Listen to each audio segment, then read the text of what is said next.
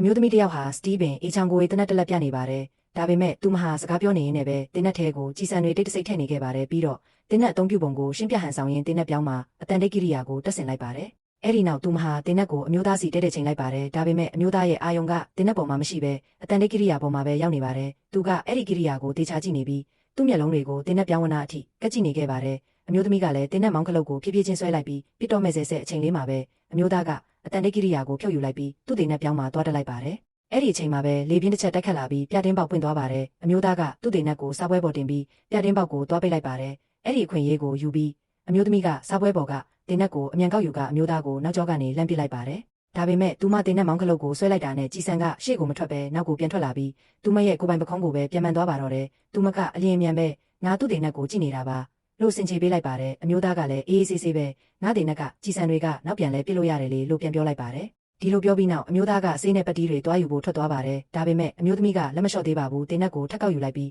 ဒီတစ်ခါတော့သူမကိုသူမပြန်ချိန်လိုက်ပါတယ်ဒါပေမဲ့မောင်းခလုတ်ကိုဆွဲလိုက်တဲ့အခါမှာတော့ဒုတိယကြည်စံကလည်းနောက်ကိုပြန်ထွက်သွားပြီးသူမရဲ့ကြမ်းတဲ့ပခုံးတစ်ဖက်ကိုထပ်မှန်သွားပြန်ပါတယ်သူမလဲနာကျင်လုံးလို့အကျဲကြီးအော်ဟစ်လိုက်ပါတော့တယ်အမျိုးသားကချက်ချင်းပြေးလာပြီးသူမရဲ့ဒဏ်ရာတွေကိုမြင်တဲ့အခါမှာတော့ငါတင်းနက်ကနှစိုးဝင်နေတာကြီးတတောင်းကရှေ့ကိုထွက်ရင်နောက်တတောင်းကနောက်ကိုပြန်ထွက်တယ်လို့ပြောလိုက်ပါတော့တယ်